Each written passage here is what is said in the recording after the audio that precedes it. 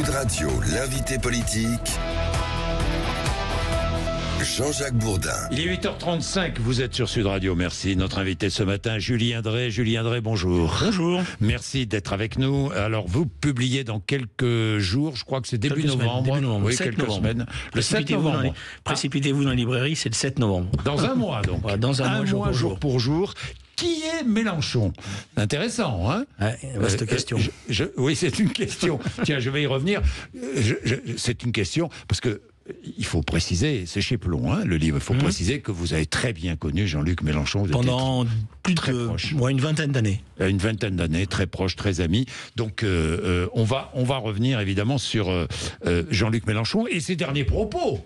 D'ailleurs, ses derniers propos.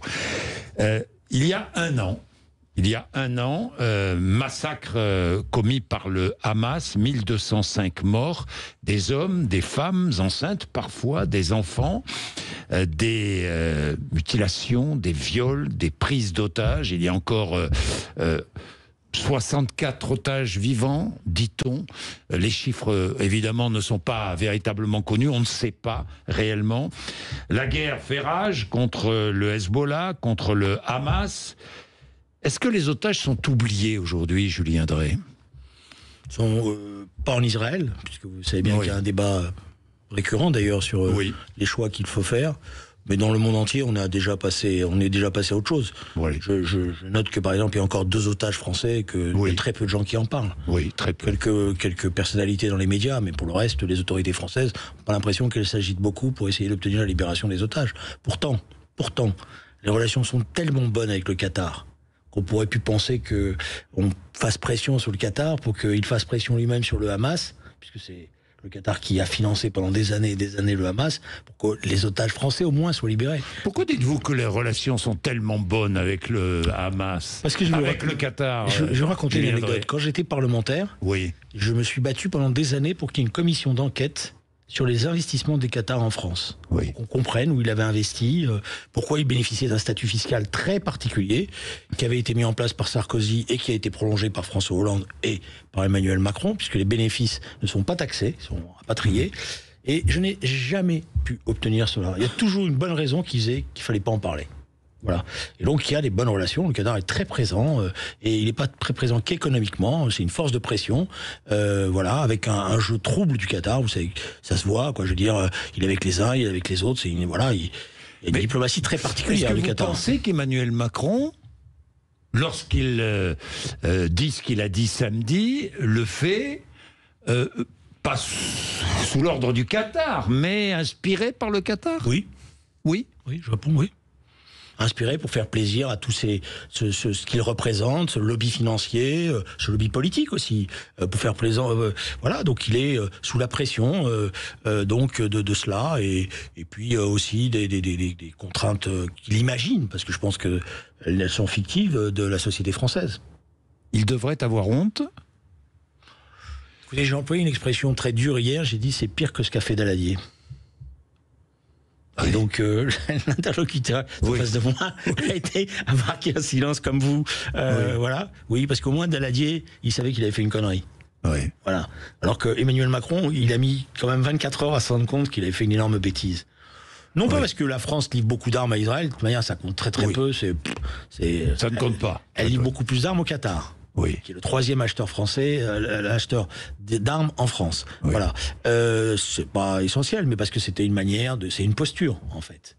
C'est une posture politique. Alors, je lis dans la presse que les relations entre M. Netanyahou et M. Macron sont dégradées, que M. Macron, semble-t-il, a été humilié par le voyage aux États-Unis, qui a servi de prétexte pour faire l'élimination de Nasrallah. Bon, j'en sais rien, tout ça, c'est secondaire.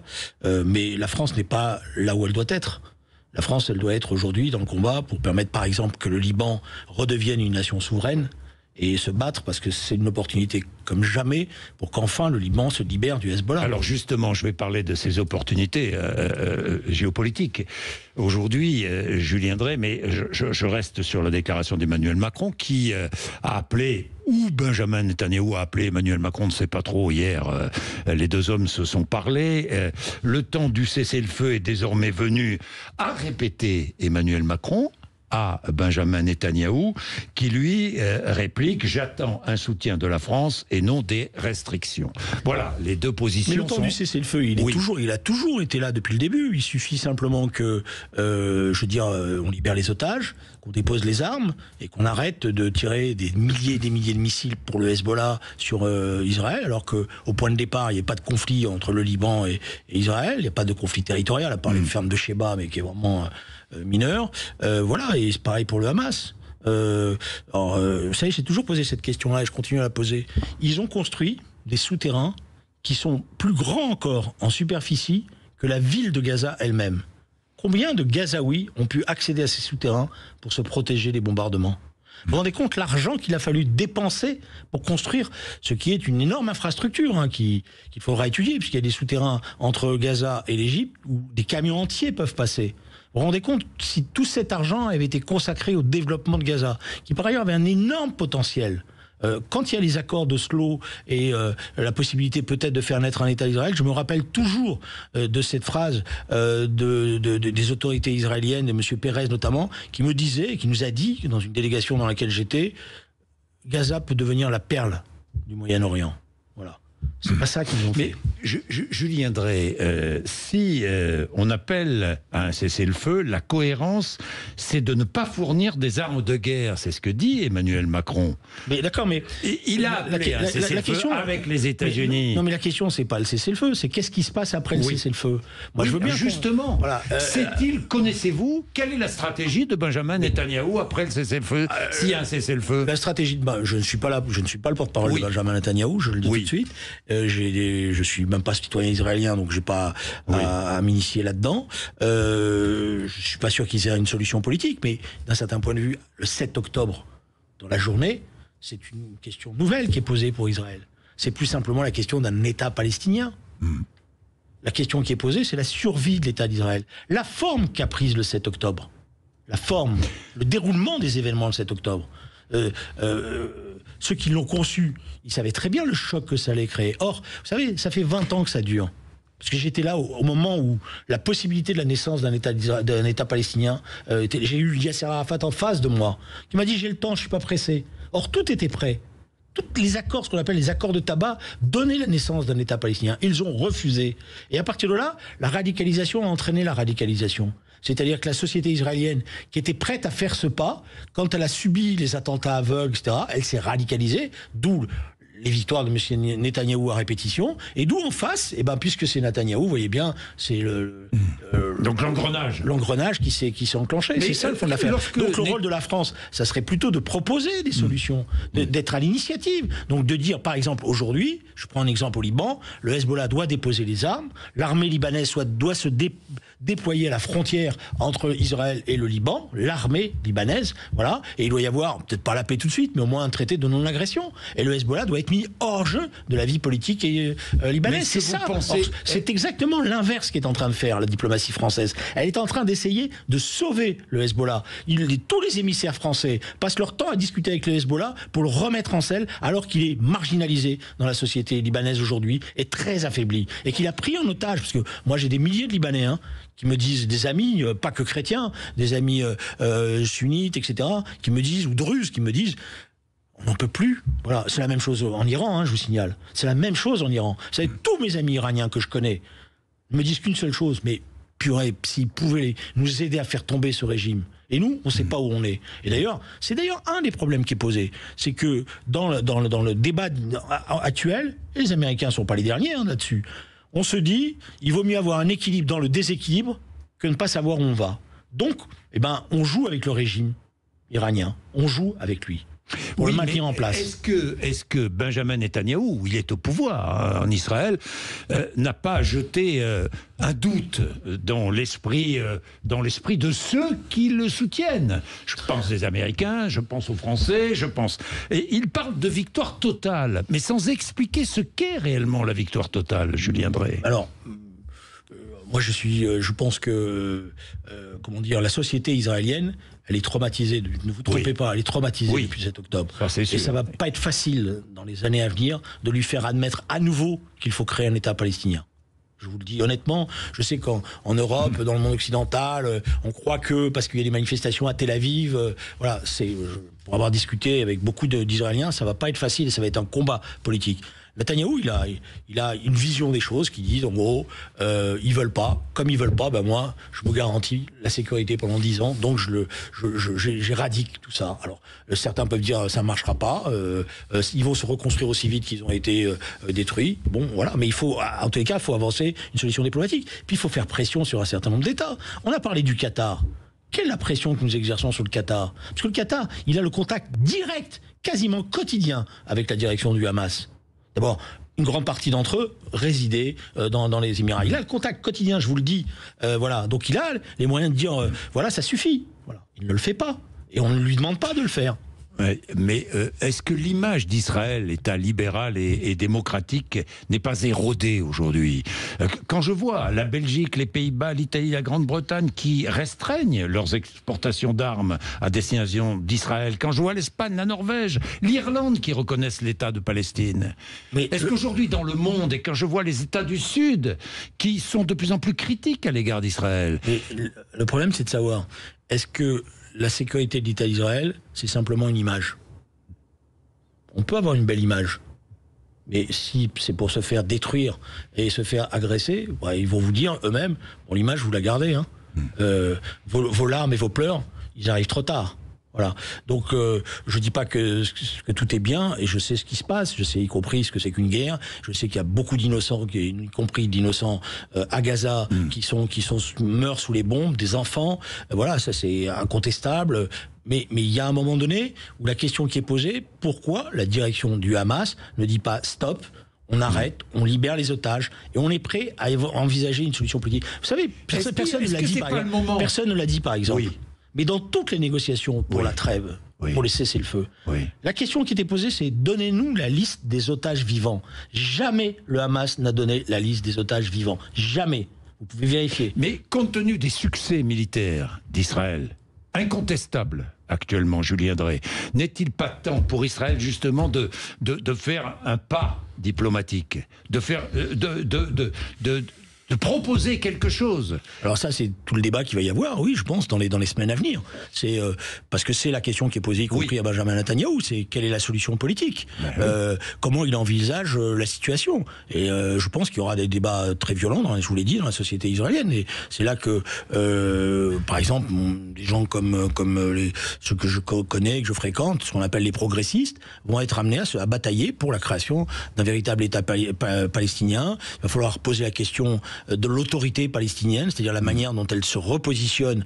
Vous avez remarqué quand même qu'elle est discrète, hein, l'autorité palestinienne. Hein. Oui. Elle proteste, mais pas modérément. Hein. Oui, modérément. Voilà. Donc comment on peut la remettre au centre du jeu, en évitant la corruption, qui a été la racine de la naissance du Hamas, et en faisant naître des personnalités nouvelles. Il y a des personnalités nouvelles qui existent dans la société palestinienne. La société palestinienne, c'est pas une société misérable, hein, contrairement à ce qu'on raconte. Bien sûr, il y a une diaspora. Il y a une diaspora énorme, c'est très cultivé. Il y a beaucoup de... Moi, je connais pas mal des amis, moi, palestiniens, qui attendent qu'une seule chose, c'est pouvoir aider à la naissance d'un nouveau pays. Dites-moi, Julien Drey, vous connaissez bien Jean-Luc Mélenchon. Vous publiez ce livre dans un mois, jour pour jour. Qui est Jean-Luc Mélenchon? Jean-Luc Mélenchon qui a appelé à mettre des drapeaux palestiniens partout à l'université demain, mardi 8. C'est une provocation? C'est une volonté de semer le chaos? C'est un véritable antisémitisme? Qu'est-ce? Alors, je vais d'abord vous raconter une anecdote. Quand on s'est rencontrés, moi j'avais fondé SOS Racisme, bon, j'avais beaucoup de jeunes qui travaillaient avec moi, et il était très jaloux de tout ça. Ah, il était très jaloux, il regardait tout ça avec une envie gourmande. Cet activisme. Voilà, il était avec une envie gourmande, tous ces jeunes, etc. Et j'ai l'impression qu'il prend sa revanche quelque part. Parce qu'il est content, il va dans un amphithéâtre, il y a des jeunes qui crient, qu'il adule, etc. Mais là où j'ai un énorme reproche à lui faire, c'est qu'il emmène tous ces gens-là à l'impasse.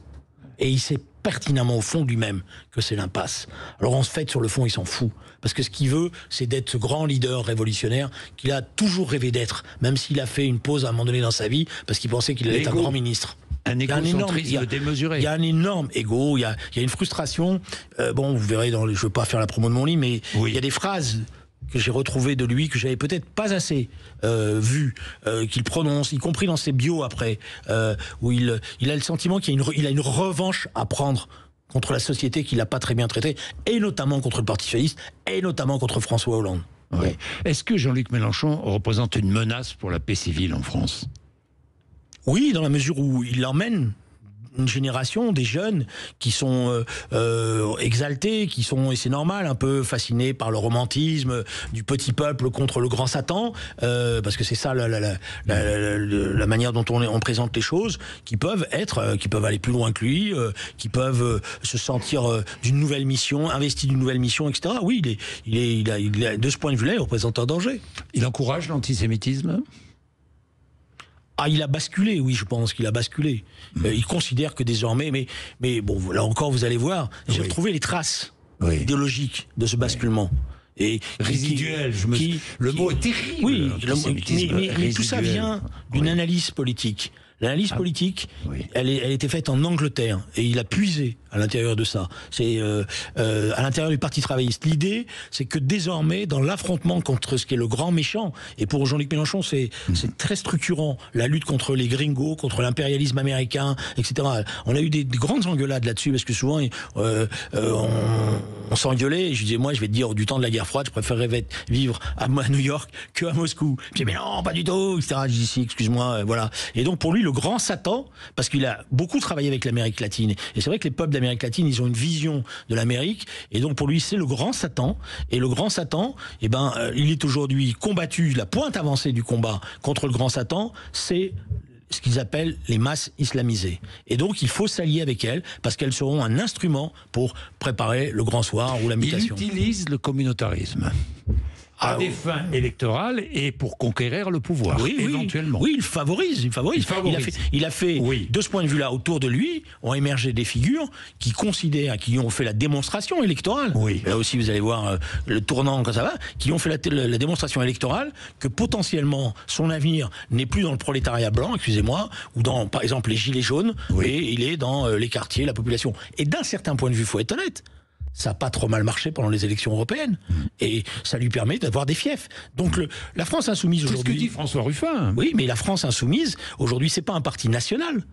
C'est un parti de bastions. Et dans ces bastions, effectivement, il y a une culture communautaire. Oui, c'est un parti qui défend une communauté, une idée communautaire. Mais moi, pas une communauté, mais une idée communautaire. Mais je vais vous dire, parce que je discute et puis que j'ai regardé beaucoup d'amis. J'ai des amis français, mais de confession musulmane, qui en même temps, souvent dans les conversations, quand on va jusqu'au bout, me disent « Mais l'islamophobie », je dis « Mais arrêtez de vous me casser les pieds, l'islamophobie en France. Vous connaissez un pays qui permet en 10 ans qu'il y ait 3000 mosquées qui se construisent, où qu'il y ait des préjugés anti-musulmans, etc. Ils vont vous répliquer, on pourrait dire la même chose sur l'antisémitisme. Oui, il y a plus de crimes antisémites que de crimes islamophobes, excusez-moi, aujourd'hui. Bon, donc, je dis pas qu'il n'y a pas des préjugés, il y a des préjugés, qu'il n'y a pas de racisme anti-musulman, etc. Mais la société française, elle n'est pas construite dans une lutte et une guerre contre l'islam. Mais certains voudraient que ça soit ça. Et les islamistes poussent à ça. Ils veulent ça, ils veulent embrigader. Et Jean-Luc Mélenchon joue ce jeu-là. Ah, mais il participe de cette division-là. Oui, il participe, il est un instrument. Mais je suis certain que si on fouillait, on va trouver, parce que tous ces gens-là écrivent des choses. Bon, on ne les lit pas beaucoup, mais ils écrivent. Je suis certain qu'on va trouver des tas de textes, des organisations islamistes qui disent il faut travailler avec la France Insoumise, sont nos amis. Mais regardez ce qu'on dit le Parti des Indigènes de la République. Il dit on l'a gagné à notre cause. Désormais, c'est le meilleur de nos vecteurs. Bon, c'est le Parti des Indigènes de la République, on sait ce que c'est. Est-ce qu'il a fait beaucoup de mal à la gauche? Oui, et c'est pour ça que je lui en veux beaucoup. Oui. Parce qu'il a impuissanté la gauche. La gauche aujourd'hui, regardez, vous savez, le sénateur Malhuret, avec qui j'ai peut-être beaucoup de divergences, etc., mais je trouve qu'il a un talent fou dans son expression au Sénat. Et il a fait une intervention récemment qui a beaucoup circulé, où il dit, regardez cette gauche qui s'est tiré une balle dans le pied. Elle pouvait avoir accédé au gouvernement, mais il y a un homme qui est venu qui a dit, le programme, tout le programme, rien que le programme. À partir de là, il empêchait tout compromis politique. Olivier Faure s'est couché, pardonnez-moi l'expression un peu familière. Non, elle est même gentille. Elle est gentille. Elle est gentille, oui. Je m'excuse de vous le dire, mais cet ancien rocardien, puisqu'au départ, moi, quand je l'ai connu, il était rocardien, pour des raisons qui sont pas forcément toujours explicitées, est totalement fasciné par ce que représente la radicalité de Jean-Luc Mélenchon. Alors il dit que non, c'est pas vrai, etc. Parce qu'un jour il met le pied à droite, un autre jour il met le pied à gauche. Mais la vérité, c'est que le Parti socialiste, bon, je dis pas qu'à un moment donné il fallait pas en passer par une forme d'unité, etc. Mais c'est, je veux dire, au soir des élections européennes, la logique elle est claire. Il faut présenter des candidats socialistes avec Monsieur Glucksmann et dire d'ailleurs, comme on l'a fait dans le temps, les électeurs vont trancher. Et au deuxième tour, la gauche se rassemblera. Mais au premier tour, il fallait offrir cette alternative. Elle a été refusée. Alors il nous dit, mais j'ai sauvé, qu'est-ce qu'il a sauvé? 7 députés? 8 députés? 10 députés? Donc on vend son âme pour 10 députés? C'est ça le Parti socialiste d'aujourd'hui? Et d'ailleurs, je pense, et je le dis, et peut-être que d'ailleurs je vais reprendre un peu de service pour ça, il est temps de se débarrasser de cette direction du Parti socialiste reprendre actuel. Du service pour ça, c'est-à-dire vous êtes resté un homme de gauche. Oui, je suis resté profondément un homme de gauche. Et c'est parce que je suis un homme de gauche que je suis révolté par ce qui s'est passé dans le monde depuis le 7 octobre. Oui. Parce que je n'ai pas compris qu'une partie de la gauche ne comprenne pas que c'était des forces terribles qui allaient la détruire, qui étaient en mouvement, et qu'elle devait au contraire se démarquer de tout ça. Voilà. Donc vous êtes resté un homme de gauche, oui. Vous allez reprendre du service, c'est-à-dire? Oui, c'est-à-dire que je pense que je vais aider, parce que moi j'ai plus l'âge, je n'ai pas été en première ligne, mais aider des nouvelles générations, et une nouvelle génération à émerger dans la gauche social-démocrate, comme on dit. C'est Raphaël Glucksmann, par exemple, qui la représente? Oui, moi je cherche pas. Oui, il y en a beaucoup d'autres, finalement. Quand on regarde, il y a aujourd'hui toute une génération. Je veux dire, je pense au maire de Saint-Ouen, qui est une jeune pointure montante, mais qui a des qualités. Je pense au maire de Montpellier. Je pense à Carole Delga. Je pense à Mathieu Klein. Il y a toute une génération. Donc il faut leur permettre maintenant d'émerger pour que ça soit eux qui prennent le pouvoir. Et de rompre avec Jean-Luc Mélenchon. Voilà, vous savez, leur demander de rompre avec Jean-Luc Mélenchon. Mais vous savez, je vais vous faire la comparaison. Mitterrand a construit l'avenir du Parti socialiste sur l'union de la gauche. Il faut aller en passer par là à l'époque. Je pense que le nouveau Parti socialiste devra se développera, se construira dans une rupture nette avec ce que représente Mélenchon, pas avec les électrices, les électeurs, les militants, mais avec ce qu'il représente. Et dire nous n'avons rien à voir avec le bruit, la fureur. Moi je déteste ce que je vois à l'Assemblée nationale. J'ai un respect immense parce que j'ai été 25 ans député. D'ailleurs, la première erreur qu'ils ont fait, c'est de laisser le fait qu'on porte plus la cravate dans l'hémicycle. Parce que ça a donné lieu à des choses qui sont ubuesques, des députés qui sont mal habillés, qui ont l'impression qu'ils sortent d'un café, etc. Alors les électrices et les électeurs, vous savez, moi j'étais élu de quartier très populaire. Et j'étais très fier d'avoir leur député avec la cravate dans l'hémicycle qui les représentait. Et je mettais pas les baskets pour donner une mauvaise image. Au contraire, ils voulaient que je reste propre sur moi, voilà. Et donc je trouve ça insupportable, cette incapacité à dialoguer, cette incapacité à nouer une chose. Ce qui n'était pas le cas du Jean-Luc Mélenchon que j'ai connu, qui était adoré dans l'Essonne parce qu'il discutait avec tout le monde, il parlait avec tout le monde. Monsieur Dassault, qui était le maire de Corbeil, il adorait Jean-Luc Mélenchon. Parce que il disait quel homme de culture, etc. Maintenant, c'est devenu quoi? Un leader de manif étudiante? Merci Julien Drey d'être venu nous voir ce matin. Je rappelle ce livre, Qui est Mélenchon, qui sort votre livre, le 7 novembre prochain chez Plomb. Merci d'être venu nous voir. Merci de m'avoir reçu. Patrick Roger, juste après les infos de 9h.